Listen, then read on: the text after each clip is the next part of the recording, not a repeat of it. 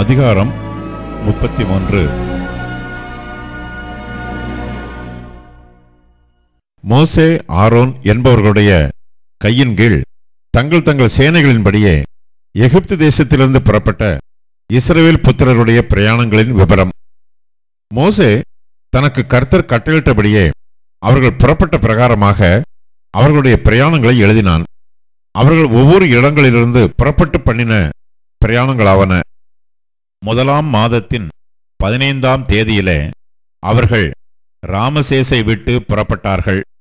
பஸ்காவுக்கு மறுநாளிலே எகிப்தியர் எல்லாரும் பார்க்க இஸ்ரவேல் புத்திரர் பெலத்த கையுடன் புறப்பட்டார்கள். அப்பொழுது எகிப்தியர் கர்த்தர் தங்களுக்குள்ளே சங்கரித்த தலைச்சன் பிள்ளைகளையெல்லாம் அடக்கம் பண்ணினார்கள். அவர்கள் தேவர்களின் பேரிலும் கர்த்தர் நீதி செலுத்தினார். பின்பு இஸ்ரவேல் புத்திரர் ராமசேசிலிருந்து புறப்பட்டு போய் சுக்கோத்திலே பாளையமிறங்கினார்கள்.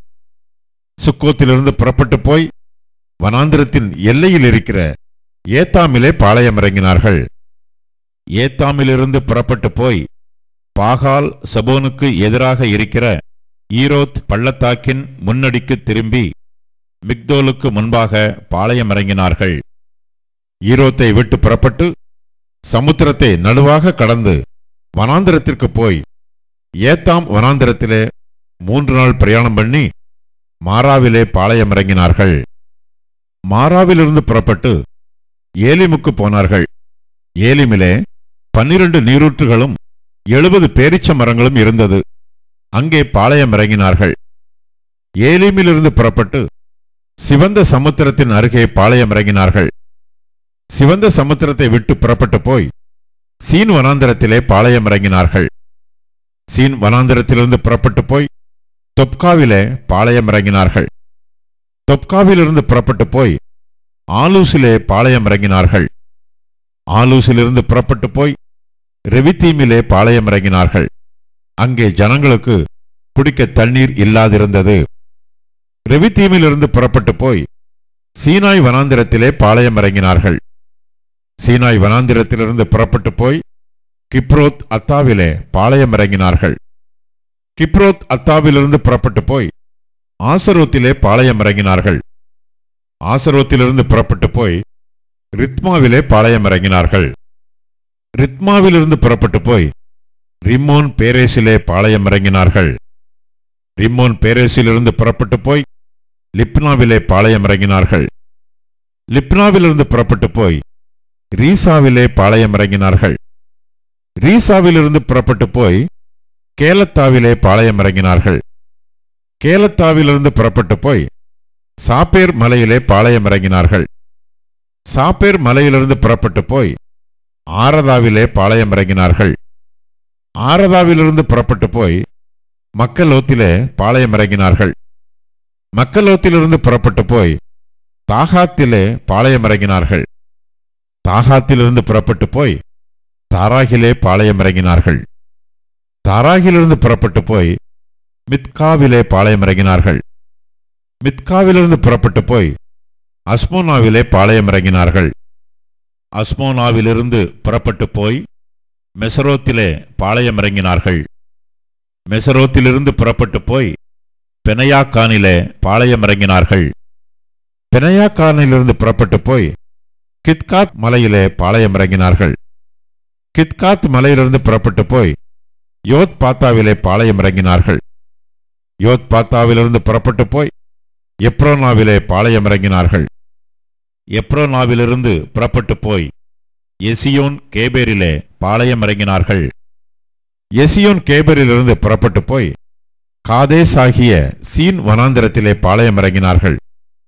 காதேசிலிருந்து புறப்பட்டு போய் ஏதோம் தேசத்தின் எல்லையில் இருக்கிற ஓர் என்னும் மலையிலே பாளையமிறங்கினார்கள். அப்பொழுது ஆசாரியனாகிய ஆரோன் கர்த்தருடைய கட்டளையின்படியே ஓர் என்னும் மலையின் மேல் ஏறி அங்கே இஸ்ரவேல் புத்திரர் எகிப்து தேசத்திலிருந்து புறப்பட்ட 40ஆம் வருஷம் 5ஆம் மாதம் 1 தேதியிலே மரணமடைந்தான். ஆரோன் ஓர் என்னும் மலையிலே மரணமடைந்த போது 123 வயதாயிருந்தான். அந்நாட்களிலே கானான் தேசத்தின் தென் திசையில் குடியிருந்த கானானியனாகிய ஆராத் என்னும் ராஜா இஸ்ரவேல் புத்திரர் வருகிறதை கேள்விப்பட்டான். ஓர் என்னும் மலையை விட்டு புறப்பட்டு போய் சல்மோனாவிலே பாளையமிறங்கினார்கள். சல்மோனாவிலிருந்து புறப்பட்டு போய் பூனோனிலே பாளையமிறங்கினார்கள். பூனோனிலிருந்து புறப்பட்டு போய் ஓபோத்திலே பாளையமிறங்கினார்கள். ஓபோத்திலிருந்து புறப்பட்டு போய் மோவாபின் எல்லையில் உள்ள அபாரீமின் மேடுகளிலே பாளையமிறங்கினார்கள். அந்த மேடுகளை விட்டு புறப்பட்டு போய் தீபோன் காத்திலே பாளையமிறங்கினார்கள். தீபோன் காத்திலிருந்து புறப்பட்டு போய் அல்மோன் திப்லத்தாயிமிலே பாளையமிறங்கினார்கள். அல்மோன் திப்லத்தாயிமிலிருந்து புறப்பட்டு போய் நேபோவுக்கு எதிரான அபாரீம் மலைகளிலே பாளையமிறங்கினார்கள்.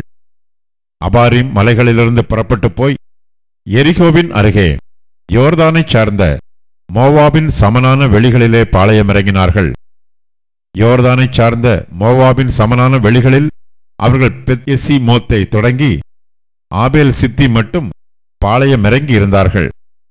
எரிகோவின் அருகே யோர்தானைச் சார்ந்த மோவாபின் சமனான வெளிகளிலே கர்த்தர் மோசேயை நோக்கி, நீ இஸ்ரவேல் புத்திரரோடே சொல்ல வேண்டியது என்னவென்றால், நீங்கள் யோர்தானைக் கடந்து கானான் தேசத்தில் போய் சேரும்போது அத்தேசத்து குடிகளையெல்லாம் உங்களுக்கு முன்பாக துரத்திவிட்டு அவர்களுடைய எல்லா சிலைகளையும் வார்ப்பிக்கப்பட்ட அவர்களுடைய எல்லா விக்கிரகங்களையும் அழித்து அவர்கள் மேடைகளையெல்லாம் நிர்மூலமாக்கி தேசத்தில் உள்ளவர்களை துரத்திவிட்டு அதிலே குடியிருக்க கடவீர்கள்.